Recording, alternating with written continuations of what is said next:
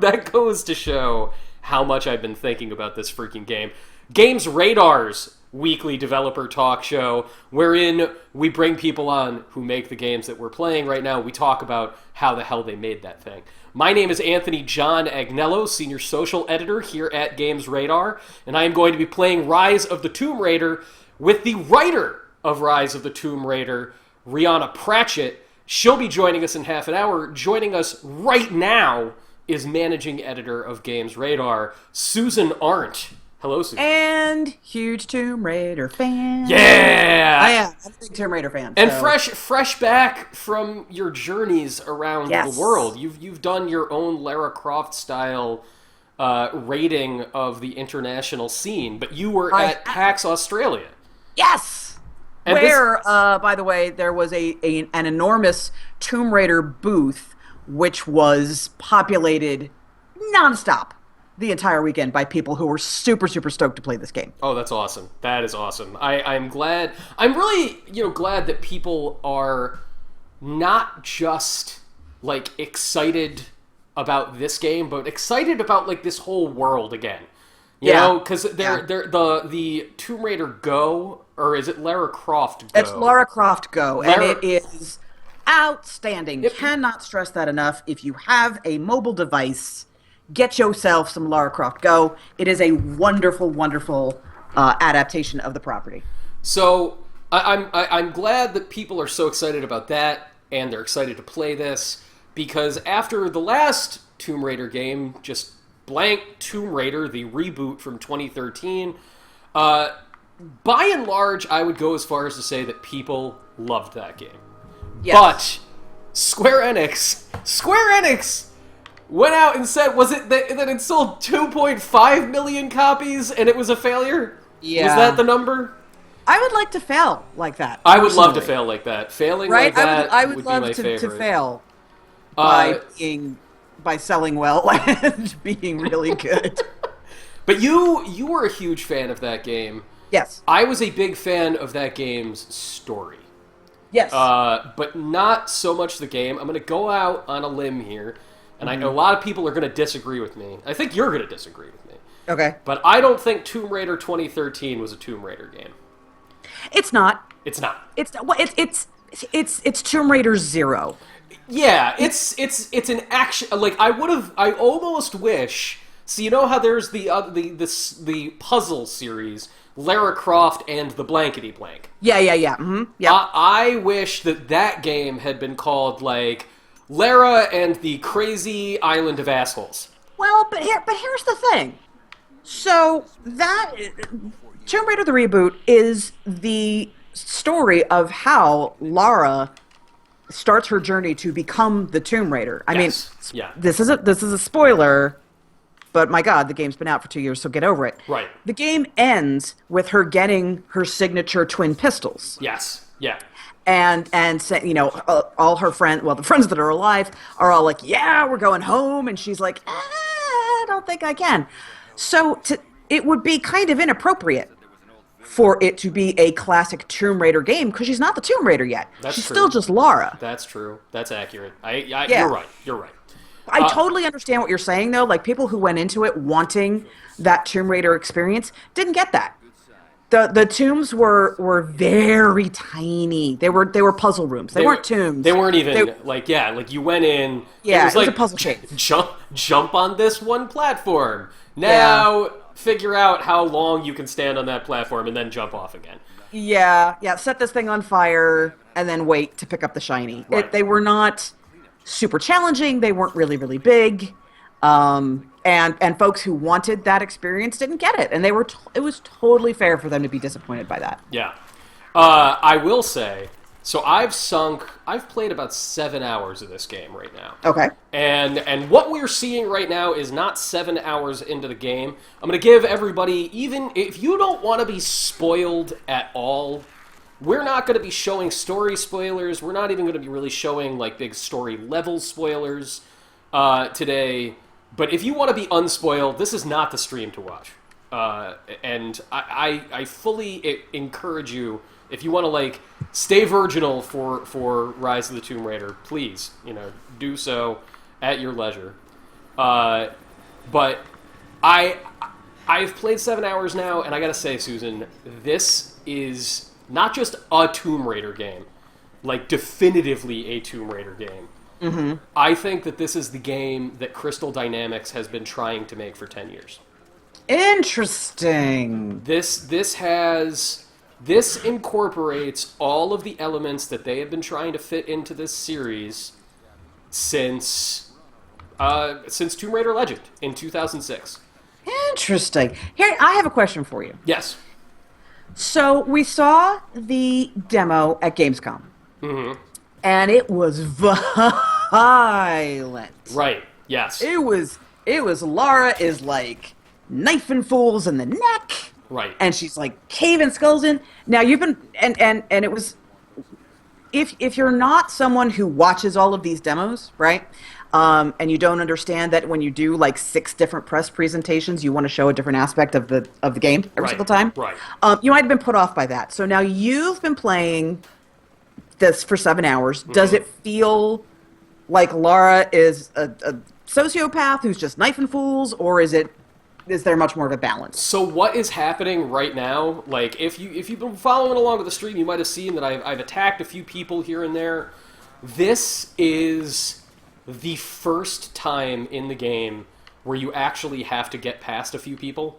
Okay. And, like, honestly, I would say for every 5 minutes you spend attacking people and getting in gunfights and having to, like, murder, you're spending 40 minutes just exploring and Oh, wandering okay. around. Awesome. Yeah. Awesome. Yeah. It is that impression of, like, this game being Murder Simulator 101 again is inaccurate. And Okay. I almost wonder why they chose to show that. Because Well, if you remember E3 had 2 different presentations. They Yes. had the public one and then they had the private one. And one was Lara against the elements. You know, she's fighting bears and wolves and whatnot. And then one was a little bit of a tomb. So they wanted to show a different aspect, which was her fighting people. yeah. And in that context, it totally makes sense. Sure.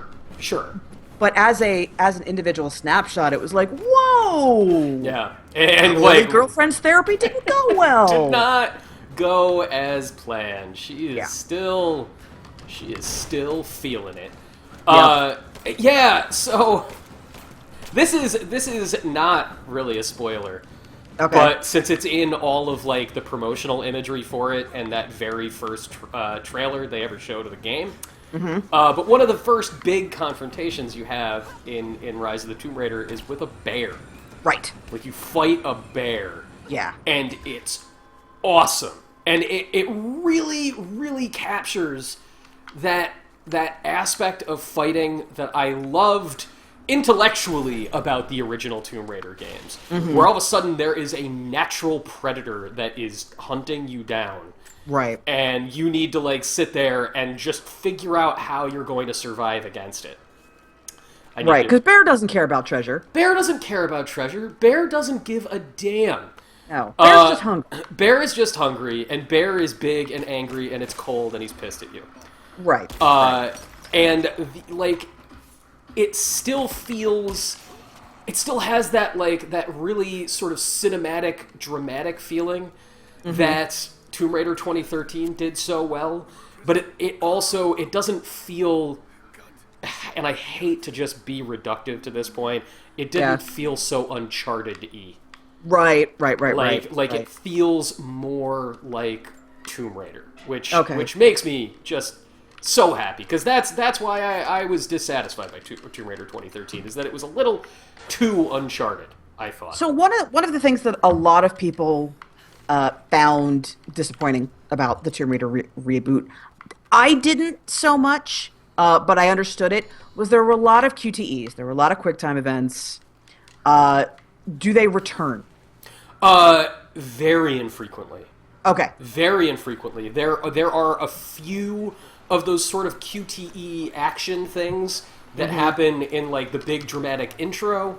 Right. But even then, like that's stuff that you saw in the E3 presentation, and the stuff that is QTE-ish in those moments is like it's stuff that you're doing in the regular gameplay. Like where you jump onto a ledge, and if you start to slip, it wants you to slam X to right yourself on the platform. See, I don't consider that a QTE. More like, tap A to get away from dude who is grabbing you. That feels more right. QTE-ish to me. And there's less of that. Like Okay, cool. there is when you meet Bear, when Bear shows up and says hello, you have to deal with that. You have to, and says, hey, hey, do you know Roach? I'm like, shut up, Bear. God. No, I don't know Roach. Shut up. Oh, hey, Laura. Hey, Laura. Do you know Geralt and Roach? Have you seen Roach? Bear, get out of here. Those of you who don't get this reference, when I play The Witcher 3, Roach, who is Geralt's horse, I roleplay him as being kind of dim, kind of unaware of what's going on. And so he said, oh, hey, Geralt. Are we going to the swamp now? Okay, that's nice. Geralt, are there drowners today? I don't like it when there's drowners, Geralt. Dar. Why don't we ever go anywhere that smells nice, Geralt? I love the animals in this game so much. And not just the fact that you have to fight them, and the fights against them are really awesome, even though they are really awesome. The animals, it just feels like classic Tomb Raider in so many different ways. Are you going to kill that rabbit? Don't kill the rabbit. Oh, I'm not going to kill that rabbit. Don't worry. Good. Don't worry. I might have to kill a rabbit at some point. Mostly because tricks are for Laras. No, I feel terrible about what just happened. That's terrible. I feel awful about what just happened. I take it all back. As you should. Also, Punk Rock Bob is here. Punk Rock Bob! One of our favorites. One of our favorite human beings in the freaking world. Punk Rock Bob, I sincerely hope you did indeed vote for Moogles to be in Final Fantasy 15. How is this even a question? How Why would people not want that? How was it? Okay. First of all, I'm a little behind on certain things because I was in Australia for 2 weeks, right, and the time difference makes it very, very difficult to keep track of anything that's going on. Why were Moogles not already in the game? It's a really... Okay. Question 1. Why weren't Moogles in the game? Question 2. When is that game gonna even come out? If they're asking questions like that... Yeah. Is it gonna be another 10 years? Is this gonna be a 20-year development cycle? Because I'm fine with that. Whatever, guys. Live the dream. By the way... Live the dream. Ariel in the chat is asking, is he getting into crafting? Here is a little bit of the crafting right now. Ooh, the crafting is almost entirely unchanged from Tomb Raider 2013. You gather resources, you then go into a menu, and it'll show you your weapons, and you can apply slight updates to them. There is also, as you can see here, the skill system returning. And that, I will say, this is the one thing that I actually wish wasn't in the this game or the original Tomb Raider. I wish all of your upgrades and new skills were purely equipment based. There's something about having the arbitrary number being ding, you got 25 experience points. Why? Because you walked into this room. That doesn't work for me, because it sort of breaks the feeling of how this story is told. You know what I mean? I can see that. I can see that. I just at the same time, you can. Obviously, it's a game mechanic, right? And it's not in there for any kind of narrative reason. It's in there to be a game mechanic. But you could also, if you wanted to try and explain it away, do the whole. Well, she is gaining experience as she goes on these adventures, and she's becoming a better Tomb Raider, a better athlete, a better whatever. Yeah. Also, as an aside, I just want to mention. So I wanted an ice axe. To hang on my wall, because I'm serious about my devotion to the reboot, and I wanted an ice axe to hang on my wall. Those mothers are expensive. Not cheap. Yeah, you can't go to EMS and be like, no, I got $15. They'll be like, you need $150. You need $400. Oh, who are good at that. yeah. No, get if you go on like, you know, go on like the secondary Amazon market, Right. like some seller in Hong Kong. You want that one. Right. Super Mountain Outfitters #1 star. Joy. Joy Happy Mountain Outfitters. You want that one. That's Yeah. the one you want. Everybody, if you are just joining us, welcome to this week's How It's Done, GamesRadar's weekly developer talk show. Today we are playing Rise of the Tomb Raider. I would say... Susan, would you go as far as to say that this is the biggest Xbox One exclusive this fall? Like, I honestly think this is more interesting than Halo 5, personally. But I don't know if everybody feels that way. Bigger. You didn't ask interesting. Right, that's true. So bigger is the Halos. But more interesting, yeah, I do definitely think it's this. Yeah, I am very excited about this game. Very excited to play it. I have actually already played through this area. This is the first big open world area of Rise of the Tomb Raider. She is in a long abandoned Soviet facility in Siberia. And if you are curious about what's happening to Lara, we can't really tell you about that. We're restricted from telling you about the story. But And we wouldn't want to spoil it for you anyway, honestly. Absolutely not. But you will get to know all about how the story was made when we bring on the writer of Rise of the Tomb Raider, Rhianna Pratchett, in just Now, 15 minutes. to be completely accurate, she is one of the writers. Unlike Tomb Raider, where she was the lead writer, there is no lead writer of Rise of the Tomb Raider. Oh, that's interesting. She is It's credited. very much a group effort. Yes. So I saw the credit.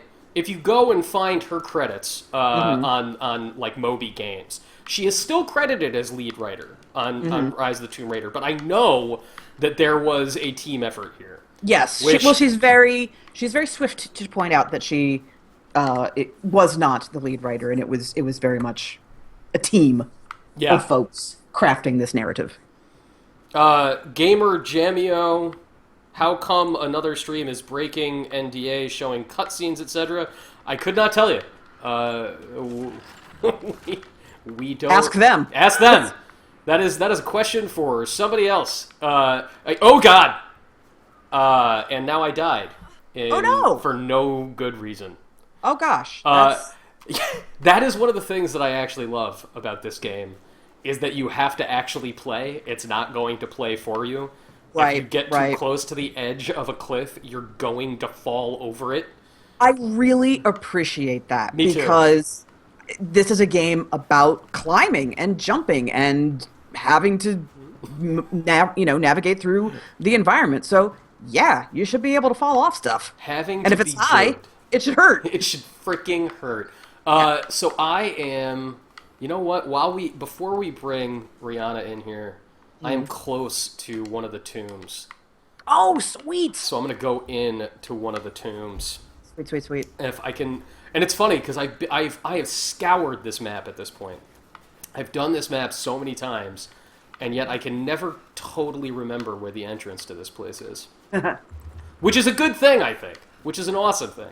Yeah, I mean, it just shows that the environment is detailed enough that it's not like, oh, there's the tomb. Oh, it's right there. See, like, this is another thing that I think Rise of the Tomb Raider does better than Tomb Raider 2013, is that the environment feels more consistent and real to me. Okay. And in fairness, like, Tomb Raider 2013 was sort of supposed to have an unreal feeling. Yeah, Like, this weird vortex place where people... Yeah, it's a mystical island. Right. And so that's fine. But, like, there were moments where I was like, why is this shanty town made by cultists basically only made so that there could be an interesting shootout here? No, there was absolutely environments that were in service of the gameplay, for sure. Purely, there was a lot of that. Not a lot, but there were very obvious points where the game, either the narrative or the environments, was in service of the gameplay. Yeah. I felt like there wasn't enough confidence in the quality of the game that they were crafting, so they felt like they had to go, hey guys, it's a game, see? It's a game. Yep. You can shoot things, and it's a game. Also, it's a game. Please enjoy it. Like, please. You know what I mean? Yes, and that is, I think, the perfect way, the perfect term for describing what I felt was missing in Tomb Raider 2013 was a complete confidence Yeah, in what yeah, they were yeah, making. yeah. Which, is understandable. Crystal Dynamics was in a tenuous position. The publisher that they were part of was acquired as they were starting to think about rebooting the series. Square Enix took them over, and Tomb Raider Underworld, the last game before 2013 came out, it was very divisive. It was not the most successful game in the series. So And the thing is, it wasn't the worst one either, it you was know? really good. Tomb Raider Underworld's really Yeah. good. And the thing was, it was really tough because Tomb Raider had been so bad for so long that it was really tough for it to get a fair shake. Yes. Yeah. And like it's so weird to think about that period because it wasn't like, we are at a point now where we've seen series lie fallow for a really long time because they got really bad. Like Right. I think about like Wolfenstein, even though like there are defenders of Wolfenstein 2009, And they're all wrong. and they're all wrong. Like They're all wrong. it's not a good game. It's not a good game, It's guys. a It's deeply not. silly game. Yeah. But like it disappeared for 6 years, and really, like the Tomb Raider Legend came out only 3 years, not even 3 full years after Angel of Darkness. But Angel of Darkness came out at a point where there had been like 5 really bad Tomb Raider games released all within like a 5-year period. Yeah, and not just like, oh, hey, it's not, but no, like Bad. Like bad. Tomb Raider 3, starting in Yeesh. Tomb Raider 3. Tomb Raider 3 is a shitty game. Like Sonic level bad. Yeah, Sonic level bad. Let's all just be honest about it. Let's own it together. Yeah, yeah. We're talking Sonic levels of bad. And I know we streamed Angel of Darkness yesterday. Oof. Whew. Who in that process said we need to add a glaive? You know what Lara needs? A glaive. Let's get a glaive in Suits here. this character. Have you ever seen Krull? Let's get some freaking crawl up in here. We need and anybody who gets that reference in chat, you are my favorites. Yep, you're the hero. You're the hero of the day.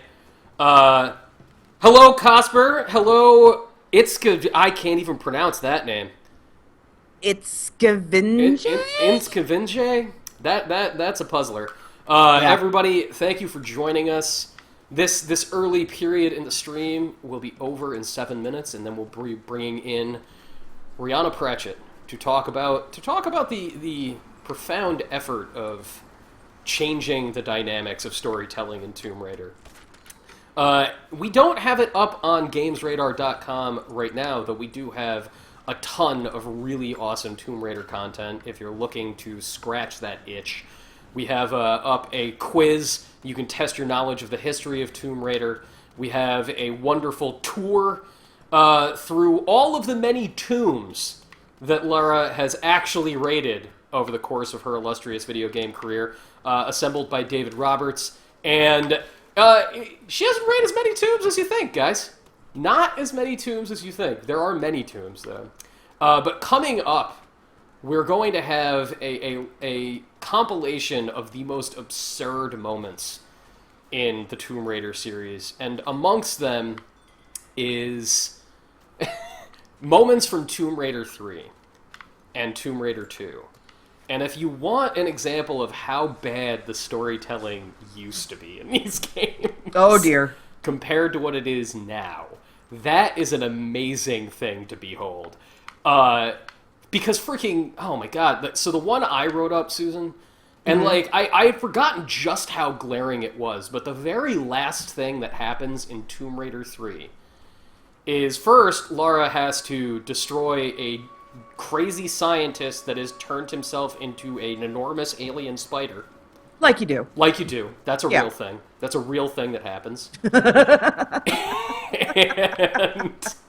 Then she is escaping his secret base and gets into a helicopter. And this is just like a regular helicopter pilot. He's not an insane terrorist. He's not a monster. He's just a guy that flies a helicopter. And Lara gets in, and the helicopter pilot just smiles at her. And it's not like a creepy leer. Like, this isn't predatory. He's just like, hey, what's going on? Where are we going? Let's go get a milkshake. Let's go do something. And then Lara smiles at him and shoots him point blank in the face. Just pulls the trigger, puts a gun directly in his face, and shoots him for no reason. That's the last thing that happens in that game. Wow. Yeah. It's bad. Alright, guys, I cannot remember how to get into this tomb. It's driving me crazy. See, this is a classic Tomb Raider moment. Yeah, when you're like, oh, there's a thing that I need to get into, and I can't remember how to get into it. But now I need to... This is great viewing right here. Right? But, this is representative of what playing this game is like a lot of the time. Yeah, that's true. You are going around trying to do a thing. I'm now going to do the side mission.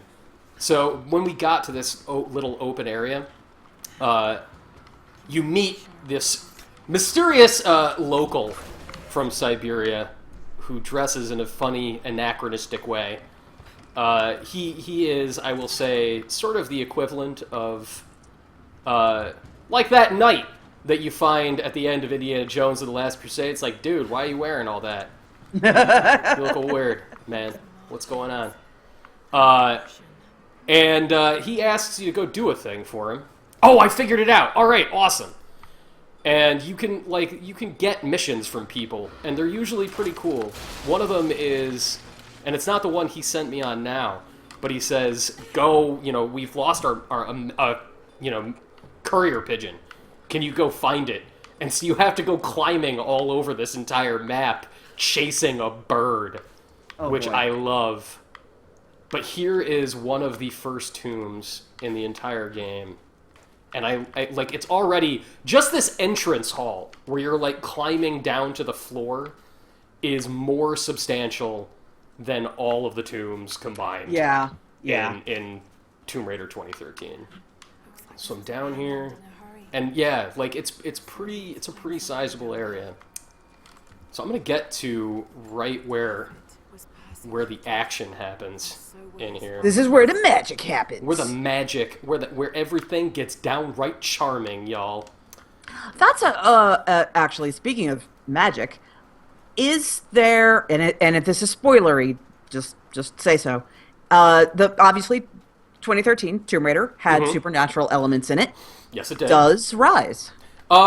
So that remains to be seen. Okay. I can't really say one way or the other. Okay. But I think one of the really cool things about Rise is the fact that Lara doesn't totally understand what she witnessed in Tomb Raider 2013. She saw some things and experienced some things that just don't jive with her worldview. Right. And also she gets home, and obviously she was alone for most of the events of 2013. And so there's nobody who can confirm her story. Right. And so, the whole bit with, and again, these are spoilers for the reboot, but it's 2 years old, so get over it. They were trying to, these cultists were trying to summon the spirit of an ancient goddess and shove it into Lara's best friend, Sam. So she saw some stuff, but obviously she gets back home and nobody believes her, because why would they? Right. Yeah. Right? Why would they?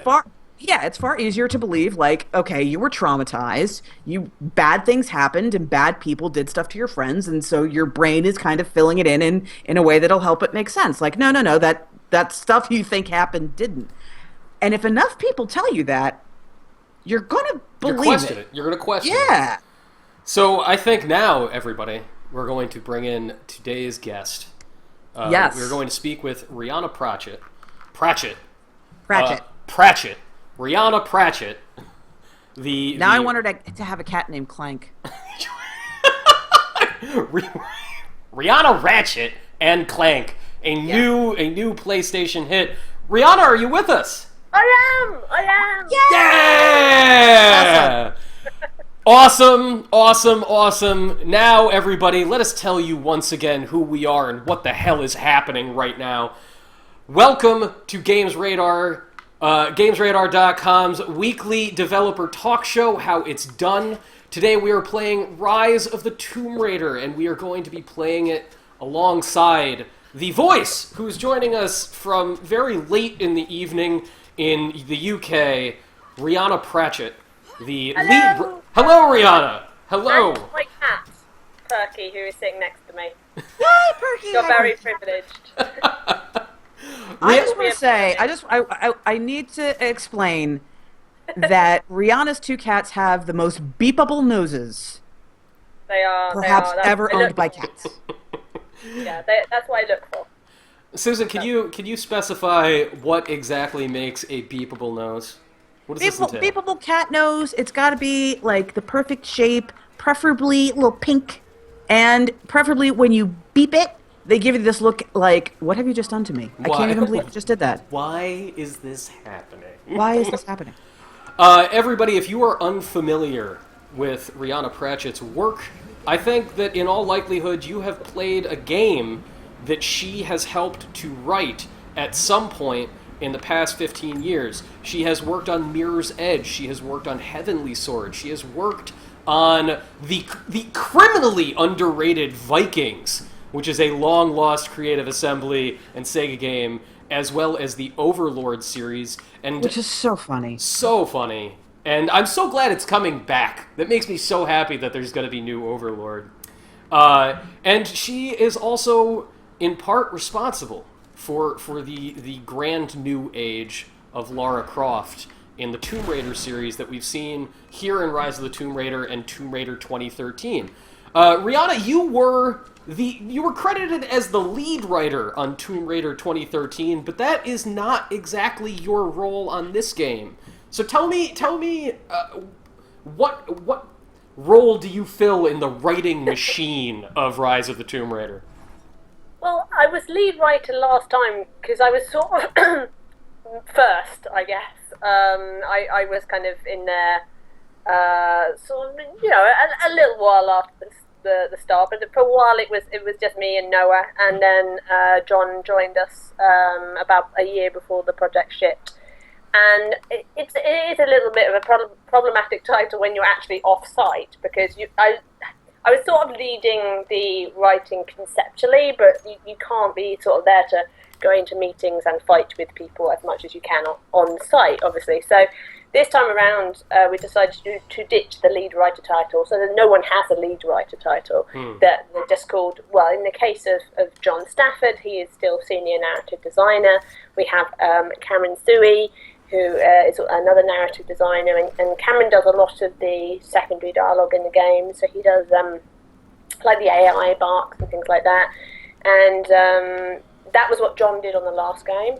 And then on this game, John and I worked primarily on the core cinematic script, and we also worked with a guy called Philip Gillette, who sort of helped us with dialogue polishing and scene feedback and stuff. So it was a bigger narrative team this time around.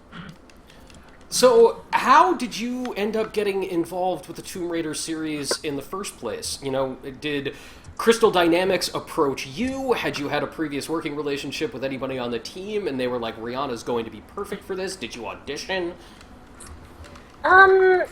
I was working for another Square Enix title at the time, so I was doing a bit of work on the Thief game over at Square Enix Montreal, and my producer on that recommended me to Tomb Raider's then franchise director, I think, Tim Longo, and he just got in touch via the Square Enix's internal mail, and I think I sort of vaguely knew about it, but I thought, well, this is quite a challenge. Like, my mum knows who Lara is, and my dad used to play the games, and so, yeah, but because I'd worked on with on Eureka and I worked on Faith, it felt like, hell yes, I got this. This can be my third lady. And so I had a chat with him on the phone. I ended up doing an audition, kind of, a writer audition, which was a couple of cutscenes and I think some level dialogue as well. So it was largely around the two Roth and Lara scenes. So it was the infamous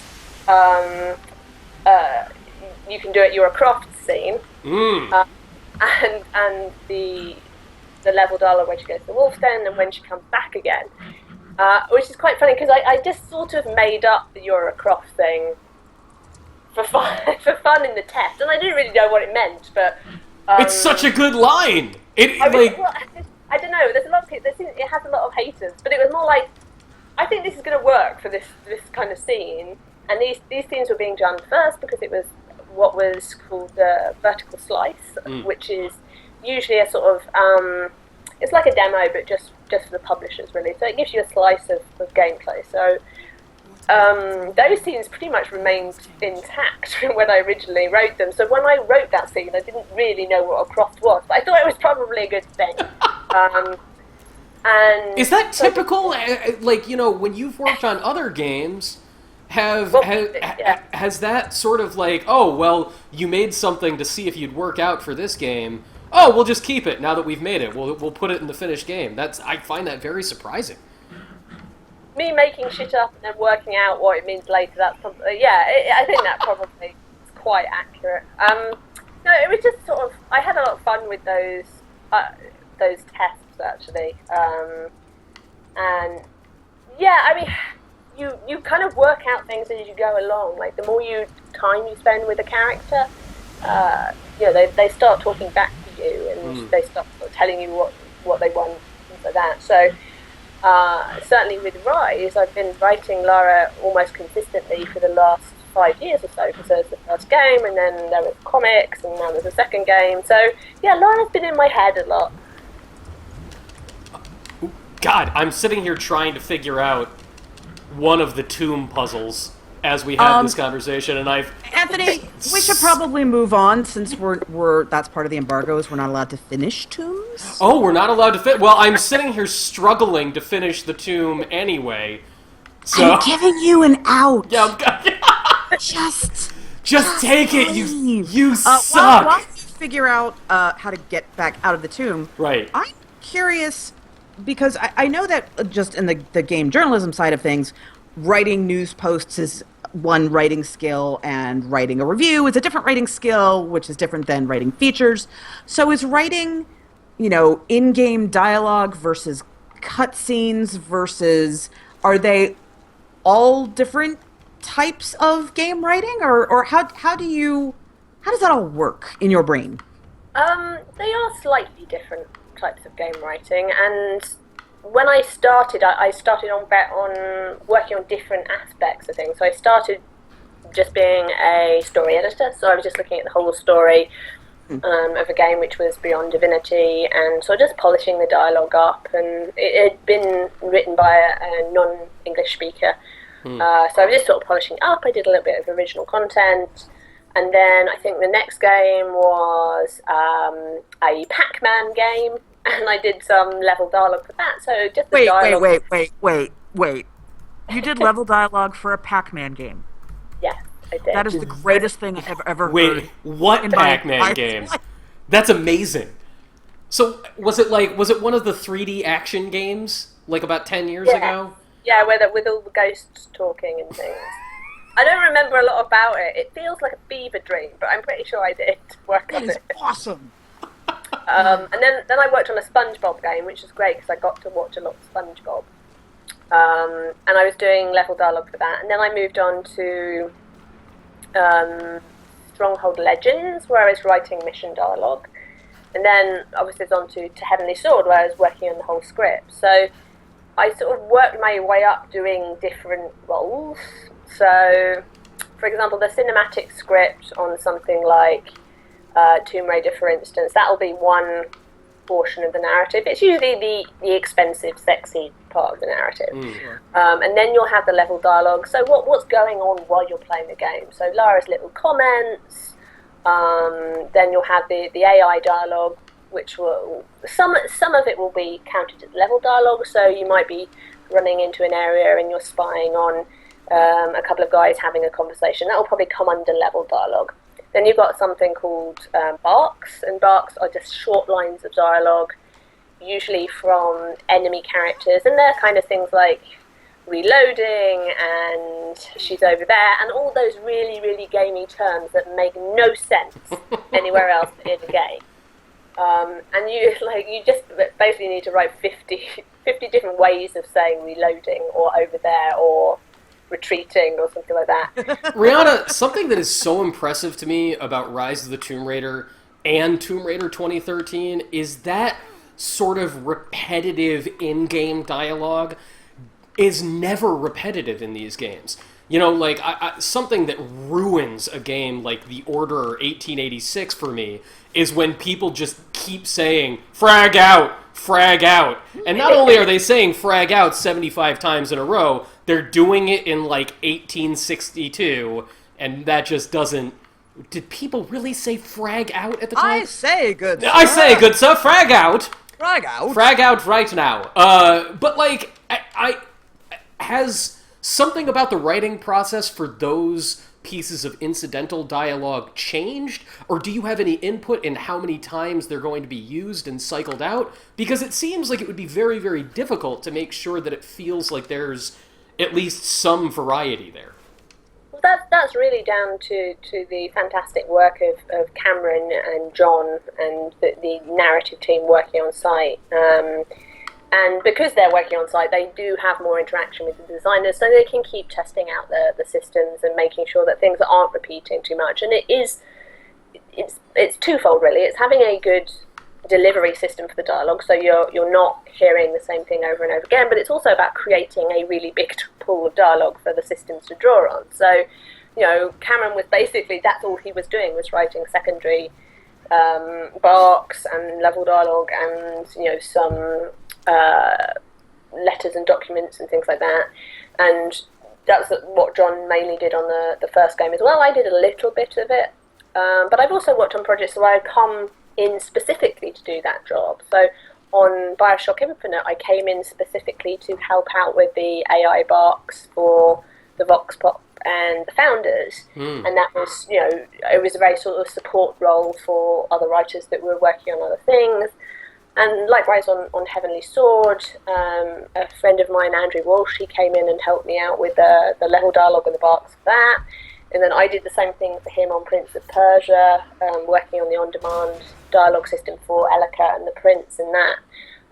So they are often these days now separated out by writers, but it's not always the case. Like on Overlord, I wrote every bit of dialogue, you know, cutscenes, text, you know, weapon descriptions, everything that, you know, was written by me, which you can do on a smaller game. But once you're dealing with a game where, you know,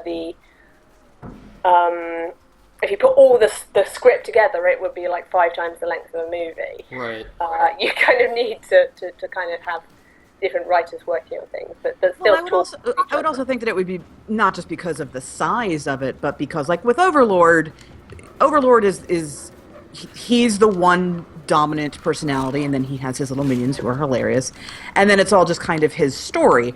So if it comes from one voice, that all makes sense because it's the world basically according to Overlord.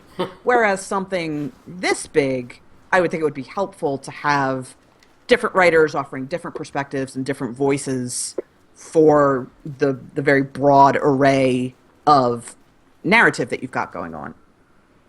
Yeah, and I think it's helpful to the other writers as well, so they can focus on what they're doing and don't necessarily have to think of, you know, 50 different ways of saying, you know, getter.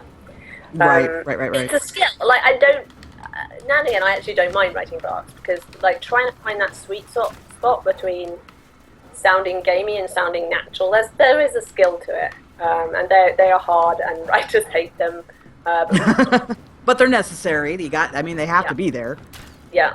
So Ariel has a real good question. In 2013, we saw Lara push her limits and kind of grow into the Tomb Raider. What's the biggest difference that comes to mind when writing for that Lara versus the Lara in Rise? So I'd say that the end of the last game, she still wasn't really the Tomb Raider yet. She was sort of like she could see a path ahead, but she wasn't quite sure whether she wanted to walk on it or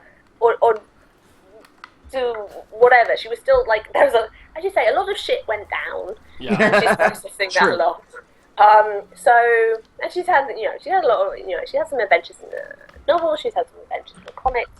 So this one, she's more proactive. So the first game, she was reacting to a situation she had been thrown into. In Rise, she's making a choice, and she's working through a lot of stuff. She's seen some things. I caught the end of you talking about it earlier. She's seen a lot of things on the island. She hasn't been believed. She's been digging into her father's research, and that sort of clash with what she's finding out in the present and the people that are threatening her. And she's sort of, she's picking up a few threads, and they are, she's got lots of mixed feelings about her father, but more importantly, she wants to understand what she saw and prove to herself what she saw, and to make the people's lives that were lost on Yamatai to mean something. So she's got a lot of stuff going on, and the way Lara deals with that is she just throws herself into adventure, and that's really what she's doing this time. And there is more of a darkness to her and a sort of dark heaviness to her in this game. And she almost has a little bit of a survival mode that she goes into. Like, she knows how to do it. She's not 100% comfortable with the fact that she knows how to do it, and she's still reconciling what that means about who she is and who she thought she was going to be. She was someone who thought they were going to have like an easy, probably academic road through life, and it will be kind of nice and sunny, and they'd get a PhD, and she's basically running around raiding tombs and She'll do the Peace Corps after working on that before she starts doing her doctorate, and then it's all kind of mapped out in her head, and it's all been obliterated. Now, see, this actually brings up something that is a little sneaky for me to ask, because I know as part of your process, you come up with backstories and lots of detail that maybe never even makes it into the game, but it helps you inform the character in your own mind. So I want to know what we don't know about Lara that you do. Well, I got a lot of that out in the comics. To be fair, that was okay. Yeah, it was a good ground for bringing all of that out. And there is there's a few diaries in the game. I write all Lara's diaries and some other Lara related things I won't spoil, but you may have come across them. So there are various anything Lara or related to Lara, I tend to have a big influence on to a degree. And gosh, I don't know. I end up having quite strange conversations about Lara with journalists that sometimes involving like what her favourite tea is. Exactly, yeah. And it's funny how Jaffa Cakes have become associated with Lara because they were going to be mentioned in the game, and then the scene got cut. Wait, and moved. really? Yeah. Susan, did you already know that Lara was a not know that, Oh my no. god! Oh, well, okay, there we go. Jaffa Cakes. Like the fan community know about Jaffa Cakes because I told Gail to moan about them, and so she started putting Jaffa Cakes in the comics. And then Jaffa Cakes became a little bit of an Easter egg. Like they would occasionally be in the edge or the back of scenes, or Lara would be carrying a packet of Jaffa Cakes with her. Rihanna, I think you just broke Susan's mind. My love of Jaffa Cakes is well known. But I didn't know you didn't know. Wow, No! I didn't know you didn't know. That is Oh, about two. Right. astounding. So, okay, I need to know, because I feel very strongly that Lara had a cat when she was a little girl. She probably did. I've never specified. Like she likes cats. Like Yeah. there are cats in my arc of the comics I wrote, which is the third arc. So there are cats that once belonged to Grim, who's a character in the first game. So he has two cats called Tatty and Neeps, which are Scottish slang for turnip and potatoes. So the whole the cats get. Yeah, they get quite a lot of space in one of the issues, and they're quite handy. They're called attack kitties, as the fans but they're a lot of fun. And yeah, it was actually characters like Grim, for example, where I really didn't get that much of space to fully realise them in the game. Just because it was quite crowded. We had a lot of people, and we've got fewer characters this time.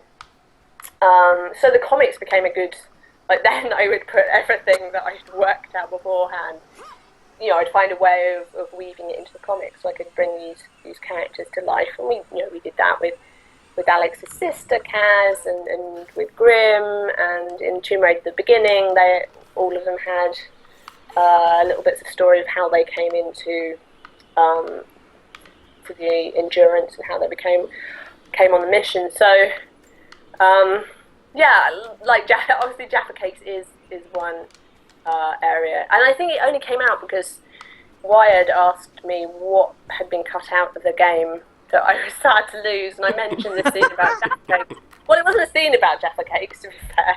I'm not that obsessed, but it was a scene where they were talking about things they missed. Rhianna, I'm really curious. Ooh, are you guys there? Sorry, Yeah. Skype is making some noises on me. Getting ye old Skype noises. Rhianna, I'm curious about if there were any moments that you came up with something for the character that you wanted to use, even if it was just for backstory, and you were told by Crystal Dynamics, like, absolutely not. Like, what were the restrictions on the character? Trying to think. Like, I think we had to pull back on making Lara too quippy. Like, I think it's because she doesn't have that confidence to be, to quip in the face of death, which we're kind of used to from her past, and to be fair, a lot of video game characters. Of course. So it meant that she kind of reacted to things in probably more of a realistic way, but rather than quips, because she doesn't have the confidence. She doesn't have the guns and the gadgets and the witty one-liners to deal with anything that life throws at her. She doesn't know she's going to survive any given situation. So that I had to pull back on that a little bit. And I admit I am a little bit more quippy in the comics, where I get a little bit more space and more time in Lara's head, really, which is good for that sort of thing. And I can get away with she's quippier in her head, even though she might not be articulating something. That's been a good balance. So yeah, I'd definitely say that was one. And I mean, there's so many sort of things that change during the development process. It can kind of be hard to remember where you started, because you can only think about where you ended up. So it's interesting because it's come out. Our own Ludwig Kitzman wrote a little story about this earlier today. That Rise of the Tomb Raider was almost called Tomb Raider Ascension, which is the second time that the rebooted Lara Croft was going to be in a game called Tomb Raider Ascension. I know that at one time there was going to be a very different version of the game that came out 2 years ago. Wherein, Lara was in a place and she was surrounded by sort of Shadow of the Colossus-style giants. Were you at all involved in that version of the game? Or did you come in after that? No, I came in after that. That does sound really fun, though. Right. I'd heard rumours and, like, horses and a little girl and things like that. So, right. It just tells you how much things can change during the development process. Yeah, I don't think with this game there were quite so many, like, huge leaps in design and concept. I'm curious how, when a game does change, though, what you sort of have to do to adapt on the fly and change the sort of conception of a character that you've already come up with. You know, I'm sure that at some point in your career there have been moments where you've been working on something and then they say, "Oh, we've really got to change gears." And I'm wondering, like, how do you adapt when all of a sudden the needs of the character are completely different from what you set out? There's some shouting and some crying and some drinking alcohol. And then you just have to, woman up and deal with it, really. One of the things I sort of mentioned a little bit in interviews was I wasn't 100% comfortable with the father plotline to start with. And I sort of, wrestled with that in my head and narratively and with the team for a while until I found a way to sort of be comfortable with it and balance it a little bit, and then fleshing that out, actually do some of my favourite writing in the game, and yeah, it was just because I at the start it was very I want this about Lara and what she's experienced and what she's trying to do, and very much about what had happened in the first game and how she felt about it and the people that she'd lost. But Crystal Dynamics made the very fair comment that we couldn't guarantee that everyone who played the second game will have played the first game. I mean, we really don't want a situation where players are kind of confused about what's kind of going on. Who like you can play a game and not necessarily remember any of the characters' names or who everyone was. So we sort of pulled back on that a bit.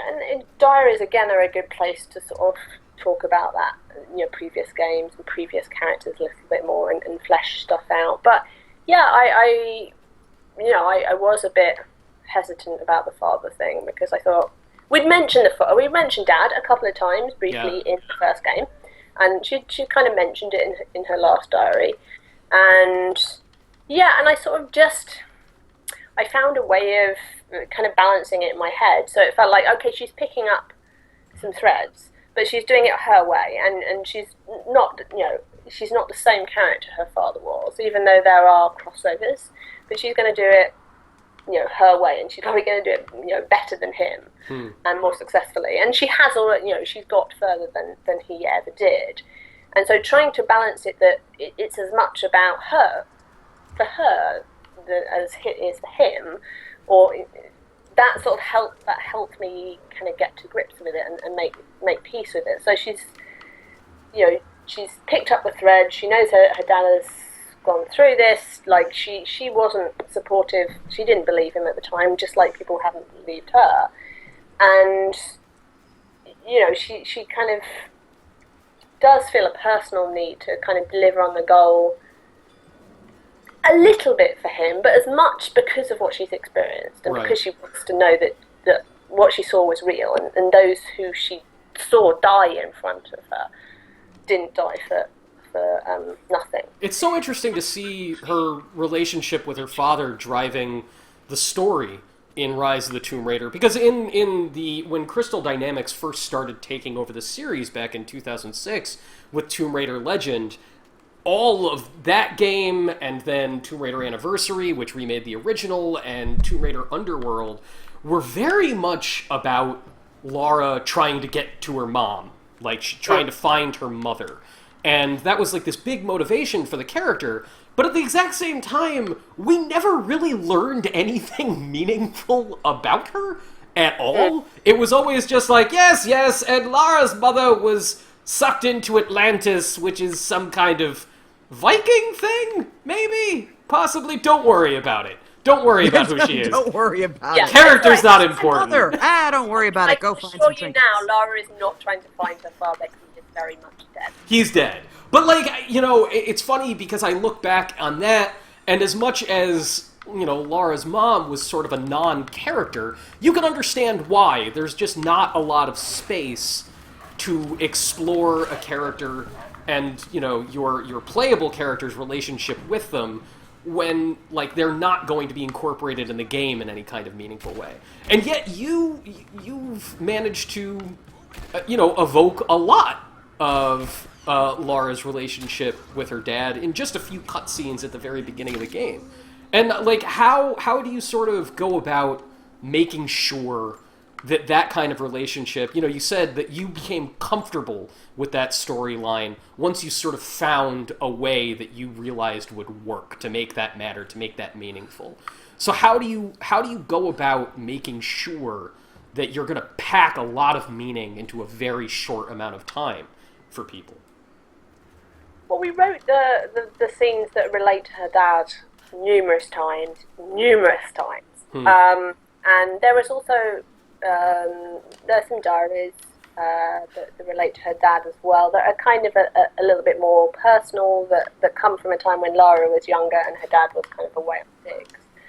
And I actually, I did draw upon my relationship with my own father a little bit to portray this relationship to the extent of there is one diary. I'm not even.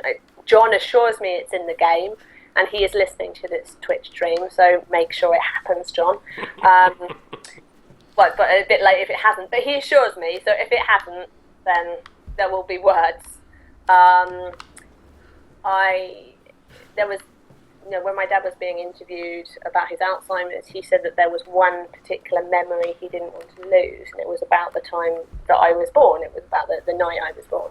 And I immortalised that memory in one of Richard's diaries. So it's a riff on that memory of my father's that's rolled into Richard's memories. And so I thought that was kind of a nice way of immortalising something from my dad in something personal. And I associate Tomb Raider with my father because he played Tomb Raider and then he gave the game to me, and then he spoiled the bit with the T-Rex, but it was still great anyway, and he just got excited about it.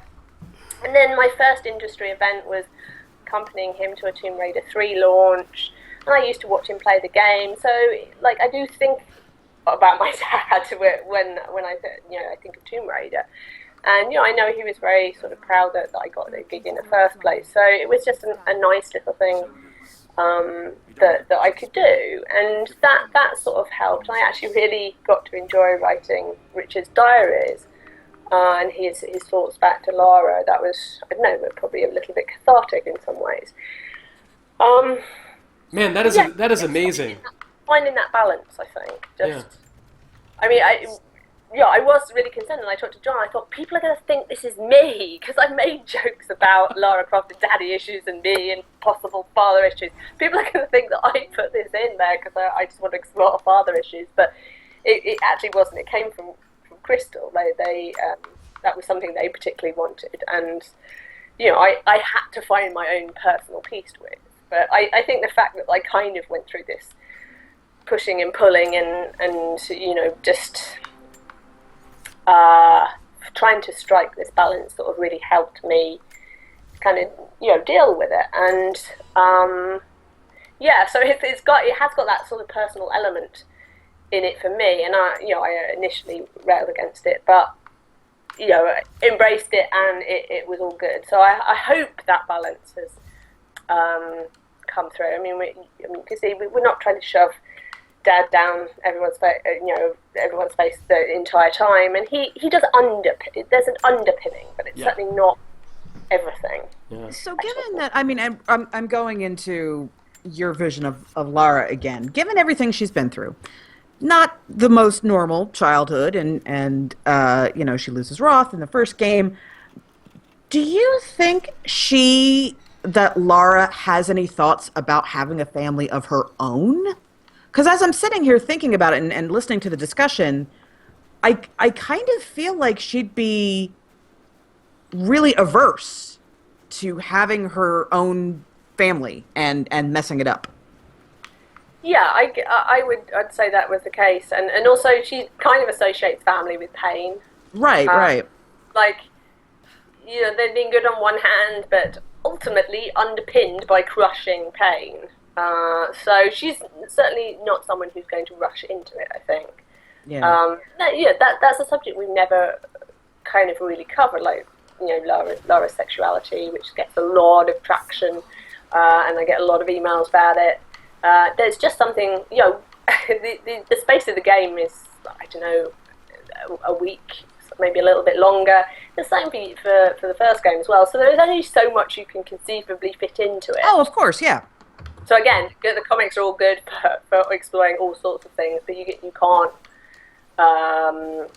It's not definite that the players of the game are going to be reading the comics. So yeah, I mean, there's loads of interesting topics about Lara, and I definitely feel I understand her a lot more.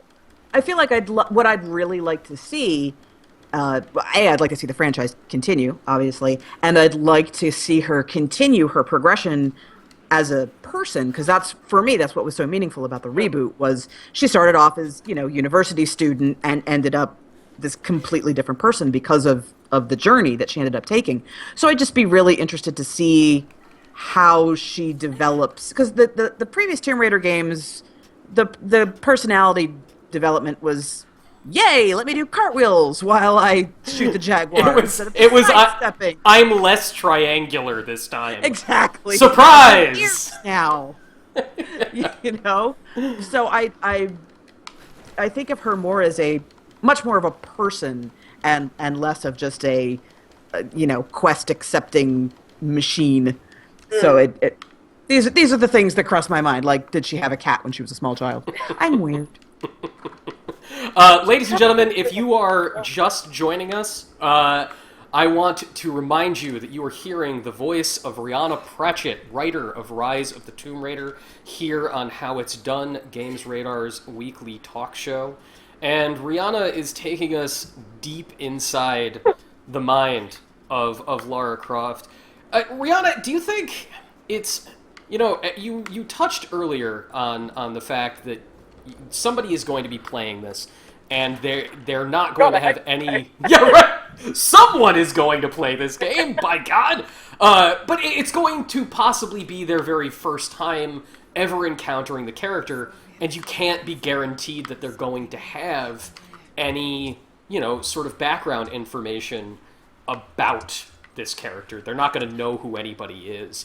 And it's strange, because you could see a game sequel that goes in the complete opposite direction, where it just assumes that everybody is already invested in what's going on. The most recent Halo game picks up, and the story at the beginning of Halo 5 is baffling, because it assumes that you've played all the Halo games, and you've followed the weekly co-op missions and read a novel and read the comics, and you know all of these things. And Rise of the Tomb Raider, I think you could hop into this and know who Lara is without having read the comics or played Tomb Raider. And I'm curious what do you do to make sure that somebody gets a sense of the character that you're creating right away? Like, how do you want people to find out who she is when she isn't quippy and you can't have her interior thoughts? How do you imply a sense of history without just putting it all out there and alienating some people? Well, I think actually we call it a obsession wall at the start of the game, that I think you see it when credits roll, I think, where the torchlight is sweeping over her obsession wall, and there's photographs, there are newspaper headlines, there are all sorts of bits and pieces on that wall, and I think people have sort of analysed it, and the guys have put it together very carefully, and they've actually used a little bit from the comics, and what's kind of happened that you don't hear about too much in the games, and you can... Environmental storytelling really helped us kind of establish, getting a sense of who Lara is without actually having to do it in words. And we do it in words a fair amount. Those first few cutscenes, good lord, they were written so many times. I think one of them, the first one with Anna, was written about 47 times with all of us contributing things, because we were trying, to define who Lara was and how to do it in the slickest possible way, whilst getting the character and communicating the things we wanted to communicate, and what her state of mind is, and what her relationship to Anna is, and that kind of got shaped and changed a lot. So that was one scene, because obviously it's one of the opening scenes that are defining for players who Lara is and where her state of mind is, and where she's going. That one was written a lot. And it is great. We get the time to do that, because many games don't really. If they employ their writers late in the process, you just don't get the time to iterate. But you really need it in games, because writing a game script is a bit like writing a movie script whilst the movie is being shot, and the sets are being built, and the actors are being cast. So it is a kind of chaotic, so you do kind of need that space to experiment with scenes and characters. And that's a lot of what I do when I go over to Crystal. We brainstorm scenes, and I go back to my hotel, and I would just write, and I would send them over, and then we'd go over in the morning, and then we'd do the same thing, and I go back to the hotel, and I just write, and we just iterate, and John would take a pass, or Phil would take a pass, and we just sort of keep iterating until it sort of really felt right. Does that answer your question? Completely. I've now sort of gone off in a tangent. Well, it's a tangent that I'm so curious about, because you're talking about how there is the fact that when you're writing a game, it's like working on a movie while they're shooting it, while they're building the sets, while they're coming up with costumes and how people are going to behave, and that's one of the things that is so weird to me about writing in video games, because even at this point in time, when video games have started to really mature as a medium, in that there are best practices, there is a proven method for, if you're going to start a video game studio and build a game of the size of Tomb Raider, there's a way to do it, but it doesn't seem like there's a standardized system for going about for writing a script at this point. People are still figuring out how to do it best. I look at, you mentioned Eidos Montreal before, and working on the Thief game, and Eidos Montreal has something that's very rare in the video game industry, which is an on-staff head writer.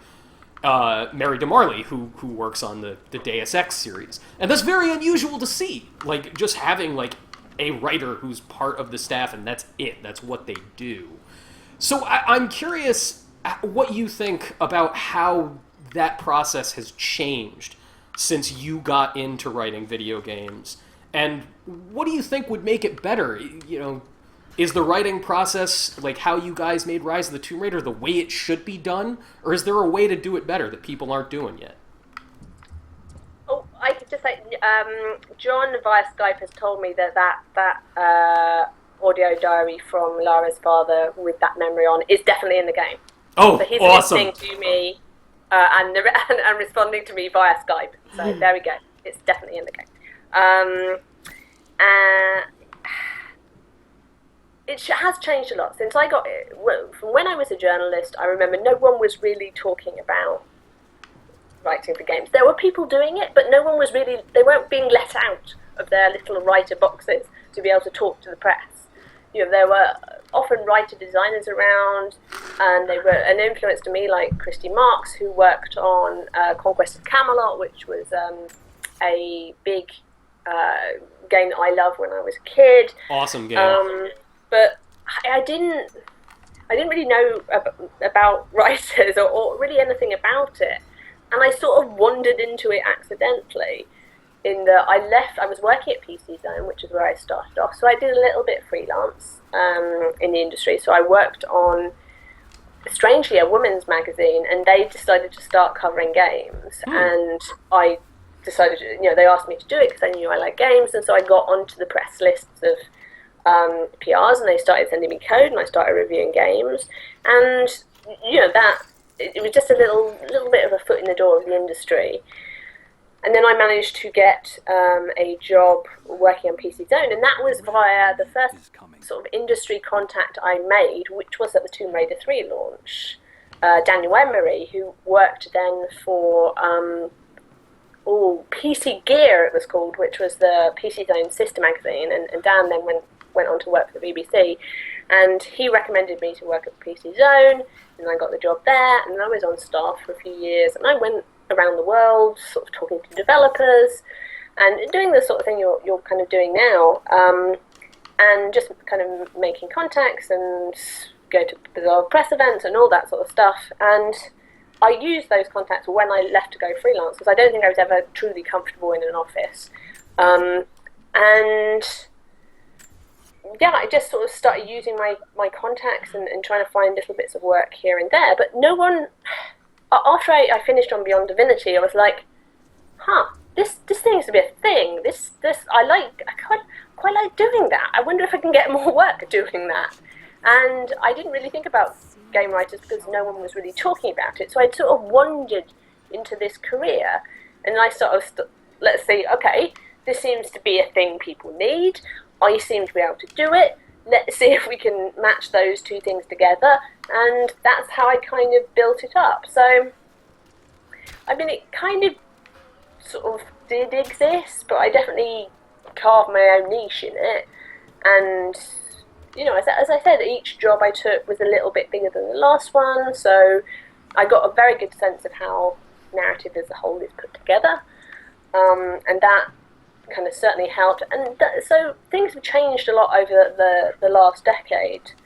It was the question that was bouncing around the industry at the time was, do games need professional writers? And it was sort of like, well, they've got professional artists and professional programmers. Why would you have something done in your game that wasn't done by a professional? And also, like, have you guys seen how embarrassing the writing is when you don't have a professional writer?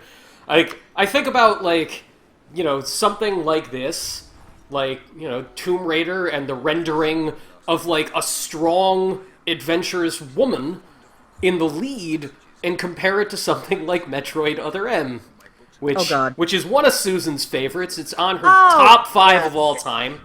I'd really like to go raid this too, but I need a man to tell me it's okay first. But like all of that game's problems come from writing. It's all bad writing. If it was better dialogue, it would have been better. But, you know, like, it's bizarre to hear you say, like, that was even a question. Like, do they need professional writers? Let's look into this. Let's get a focus group together and start finding that out. It was really like that, but over the last decade, the industry's gone, oh, well, all right then, we'll start using professional writers. And now it's basically trying to work out how to use them. That's still the conundrum the industry is wrestling with a little bit. So it's not really used to working with professional writers, and it's very difficult because you're serving two masters. You're serving the story. You want to tell a narrative. You want to, you know, have these characters take a journey, but you also have to serve the gameplay. You know, there have to be sequences where you get into gunfights, or, you know, you learn a new skill, or what have you. So it's great that the industry recognizes, hey, professional writers could really make our games better. But I think there's still some growing pains, and correct me if I'm wrong on this, about how to marry well-done story with gameplay, as opposed to just do the gameplay and then shoehorn the gameplay around it. Oh, absolutely, and you become very proficient as a game writer of writing yourself out of every conceivable corner and being able to justify, you know, almost anything, because you know you're going to come up with the most craziest things in games. It is. They are working out how writers fit, how these square pegs fit into round holes. And as you say, it definitely is growing pains. And the twin masters of narrative and gameplay, they often don't see eye to eye. So, you know, I sometimes talk about the first kill in Tomb Raider as being a good example of that. You know, we were dealing with several masters in that case. One was what narrative wanted, which is to have, you know, a first death be very impactful, to, you know, for Lara to really feel it, for players to really feel it, and, you know, her to express that to Roth later when she could kind of articulate what happened to another human being. And gameplay wanted to be gameplay in there, and she just got a gun, and we were having feedback from playtesters saying, well, she's got a gun, now they want to use a gun, because that's what you're used to in games. You get a weapon, you get a chance to use the weapon. Right. And so there was a lot of push and pull from narrative and gameplay there. And that's just one of the things you kind of have to deal with, because you've got the needs of narrative on one hand, you've got the needs of gameplay on the other, and you've got the needs of the player wanting to have a fun experience. So you do get those times where it is just a fight, and that was one of those times, I think. But I think we are getting a lot more successful, and also part of the reason for that is that writers are getting more hard power in the industry.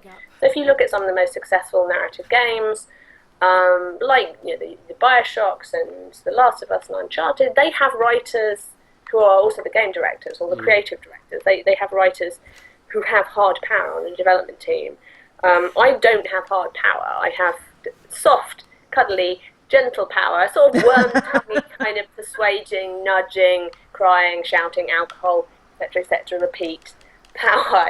It's not the hard power on the team to kind of bang my fist down on the table and saying, this is how we're doing it. And the other writers are getting that power, and I think it is becoming, it's producing much more, cohesive, very cohesive narrative because of that, because they can sort of bring everything together, and that really is key. And it can be done, and needs to be done. And the fact is that everyone should be invested in storytelling. So story isn't just about the word bits. It's about animation, it's about level design, it's about mechanics, it's about music, it's about audio. All these things are part of the story. Right. They may not seem obvious, but they all combine to telling the story and players' interpretation of the story, so they can all be utilised and brought together to help support the narrative experience. And you often got the case that writers would be brought in very late to a project, because people would think, oh, writers, they do the word bits. Word bits are cheap, they're easy, anyone can do word bits. We'll put them in later. We'll leave some space, we'll put some words in. And I'm not kidding, that's how it used to be done, and there are still some instances that I've heard it being done today. Susan, will you start yelling at everybody on staff? Do the word bits! Do them! Do the word. We'll just leave room. Do them right We'll now! just put the words in later. It'll be fine. Do those Don't worry word about bits. Don't worry about it. This is why I came up with the title of narrative paramedic, and that's when you are drafted on to save a dying story, and you're basically trying to patch it up and stop it bleeding, and all the time thinking, if only I had been called in earlier, this may not have happened. And to a certain extent, it's down to the fact that writer isn't kind of enough to describe what writers in games need to do to the best of their ability, and that is things like being involved in the concept phase, being able to build the narrative of the world and feed that into mechanics and level design, and being part of that. And writers aren't often involved in that early concepting, early pre-production process. And I wasn't really involved in that in either Tomb Raider game. A lot of that was sort of done by higher ups at Crystal, and then I came in sort of just as sort of production was starting. But I do think that writers can have a great benefit in that earlier stage, because what writers do is more than words, as all writers know. It's about world building, but you can do that on a huge scale in games. Do you think most studios do understand that, or do not understand that yet? I don't think they understand that yet. I think there are studios that do. Obviously, you've got the studios that have writers in full-time positions. You've got your kind of your BioWares, for example, that have a regular writing staff, and the writers are very well embedded into the project, and they've got a good kind of way of working. But that's still not an industry standard. That like writers are usually split into contract writers like myself, or internal writers that they might be narrative directors, they might be narrative designers, they might be writers, for example. John is senior narrative designer, and so is Cameron, but they both do writing. I've worked with narrative designers that purely work on the mechanics, and they don't do writing, but they liaise a lot with the writer, and they're a conduit between the writer and the design team. And certainly narrative designers have changed the landscape of narrative very positively, because they are straddling the disciplines between writing and design, and they have really good design sensibilities, and they can talk to the rest of the design team about how narrative feeds in, and then they're primarily focused on the ways in which the narrative is told, how the player is going to experience that. So they really have been a godsend to writers. We are getting more instances of writers being on staff. That's becoming a little bit more commonplace, and some projects having staff writers and an external writer, and more of a writing team like you might get in a writer's room of a TV show, and so you're going on to projects where it's rare if it's going to be just one writer now, which is lovely, because I've been on projects where there's maybe one other person who understands the story and right. mentally hug them every day because they get it, and you're not kind of on your own, sadly kind of defending your little narrative corner. So you're now writing teams. You've written games, you've written comics, you've written TV scripts. Which is hardest? I know they're all different, so it's kind of like apples to oranges to plants. So far, ask me this again in 5 years. I'd say games so far. Yeah. I've done a lot of work in comics. I've done probably a little bit more film than I've done TV, but I'm working on a TV pitch at the moment, and I've adapted a couple of books into screenplays, and that's kind of still ongoing. Games is the hardest, I think. You have a lot more space to stretch out in other mediums. With games, there's Anthony, stop solving puzzles. We're not allowed to solve puzzles on this stream. Yeah, no. I just came back to my one room to see what I could do in here. That I might have missed some items, so I'm trying to find those. That's not solving anything, I swear. Okay. I'm allowed to be in the cistern. You are allowed to be in the cistern, just don't solve any puzzles. So I'm terribly sorry, Rhianna. I'm desperately trying to keep Anthony from getting in trouble. But while in our last few minutes with you, Jamie Darren wanted to know what you thought of Camilla's performance as Lara. I really enjoyed it. She's brought something really quite special to Lara, I think, and that's evolved over the last two games, I think. Like, she has a great perspective on Lara and how she's portrayed, and she really loves the character, and she can sort of really slip back into Lara very easily. So yeah, I've enjoyed it. She helped me fall in love with Lara again. Excellent answer. So, I also agree. I thought she was fantastic, personally, because it's tough to hit that right spot between sounding like a young girl, because she's only 2021, but she also has to sound capable, so she has to sound a little scared but also capable, and not too JRPG. yeah, there's not a lot. One of my favorite aspects of the fact that, like, you can tell Lara has sort of evolved. There is so much less of that grunting in Rise of the Tomb Raider. There's a lot less we do have only 60 seconds left on today's stream, and Rhianna, I want to thank you so much for taking the time to make this happen. And I know that, like, there was a whole lot of back and forth making sure that we could actually do this, and thank you so much for both taking the time and for sticking through the sticky process of making it happen. It's been a real pleasure. Thank you for having me. There is one last question that Punk Rock Bob had here in the chat that I thought was great, because I'm dead curious about it. What existing game, character, or series would you like to work on that you haven't? Oh my gosh. I don't know. Oh, Vampire the Masquerade. Oh, good Awesome! choice.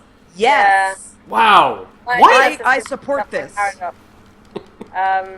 It's been picked up by Paradox. So that'll be interesting. I really loved Bloodlines. I thought that was superb, and that really kind of gave space to character as well. So that would kind of that Psychonauts 2. Tim Schafer has my number. You know, but yeah, I just want to do a last shout out to the narrative guys at Crystal Dynamics. So Noah and John and Cameron, they have been wonderful to work with, and I have been so lucky to have this team of writers, and Philip as well. He's not on staff, but he has been wonderful as well. So these guys have been so essential in bringing Lara to life. I know I get a lot of the attention, but I do sort of try and point out it is a team effort. They are all part of this. They are all Lara's fathers, and I've been very lucky to work with a team of writers, to have more than one person who understands the story and gets the story and cares about it. So yeah, big shout out to Noah, John, Cameron, and Phil, and all the other people that help bring Lara's story to life. Everybody, if you are ready to dig into Lara's life, Dig into Dig. it. Like it's like a tomb.